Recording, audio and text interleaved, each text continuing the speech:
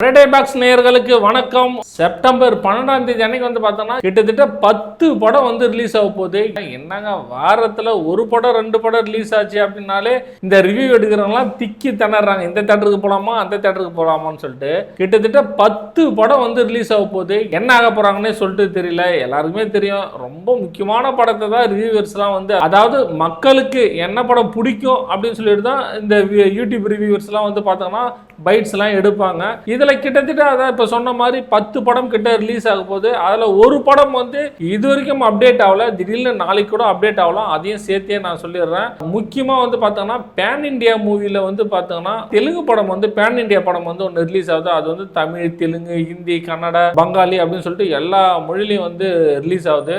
Mirai அப்படின்ற திரைப்படம் தான் வந்து ரிலீஸ் ஆகுது. அதுக்கப்புறம் வந்து பார்த்தோம்னா தாவூத் அப்படின்ற திரைப்படம் வந்து ரிலீஸ் ஆகுது. பாம் அப்படின்ற படம் வந்து ரிலீஸ் ஆகுது. பிளாக்மெயில், அதாவது ஜிவி பிரகாஷ் அவர்கள் வந்து நடிச்சிருக்கிற படம் பிளாக்மெயில், அது வந்து ரிலீஸ் ஆகுது. அப்புறம் அதர்வா அவருடைய படம் வந்து பார்த்தீங்கன்னா தனல் அப்படின்ற ஒரு படம் வந்து ரிலீஸ் ஆகுது. அப்புறம் யோ லோ அப்படின்ற படமும் ரிலீஸ் ஆகுது. அப்புறம் குமர சம்பவம் அப்படின்ற ஒரு படம் ரிலீஸ் ஆகுது. அப்புறம் உருட்டு உருட்டு அப்படின்ற படங்கள் ரிலீஸ் ஆகுது. அப்புறம் வந்து பார்த்தீங்கன்னா கயல் அப்படின்ற படம் ரிலீஸ் ஆகுது. கிட்டத்தட்ட 9 படம் வந்து ரிலீஸ் ஆகுதுங்க.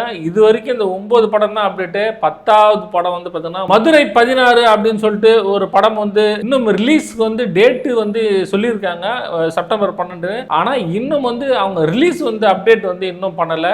கன்ஃபார்மாக வந்து 9 படம் ரிலீஸ் ஆகுதுங்க. இதில் ரொம்ப முக்கியமான 3 படங்கள் என்ன அப்படின்னா மிராய், அந்த படம் வந்து பார்த்தோன்னா பேன் இண்டியா மூவி. தெலுங்குலேயும் உங்களுக்கு தெரியும், சக்கா போட்டு அவங்க போட வச்சுருவாங்க. அதுக்கப்புறம் தமிழ்நாட்டில் வந்து பார்த்தோன்னா பிளாக்மெயில், அந்த படம் வந்து பார்த்தீங்கன்னா ஜிவி பிரகாஷ் ஆஷிஷுல், அவர் உங்களுக்கு தெரியல, லவ் கிரைம் அப்படின்னு தான் நடிச்சிருப்பாரு. அதுக்கப்புறம் பார்த்தீங்கன்னா தனல் அதர்வா அவர்கள் படம் வந்து இருக்கு.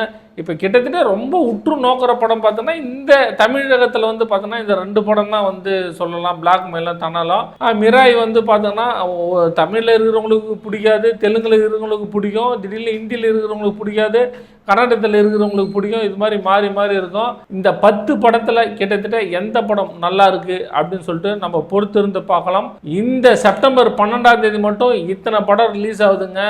எந்த படத்துக்கு போய் இப்படி யார் ரிவ்யூ பண்ண போறாங்கன்னு சொல்லிட்டு தெரியல. அதே போல மக்களோட கருத்து கணிப்பும் எந்த படம் இருக்க போகுதுன்னு சொல்லிட்டு தெரியல. ஃப்ரைடே அன்னைக்கு எந்தெந்த படம் நல்லா இருக்கு அப்படின்னு சொல்லிட்டு மக்கள் கருத்தை நம்ம பார்க்கலாம். நன்றி.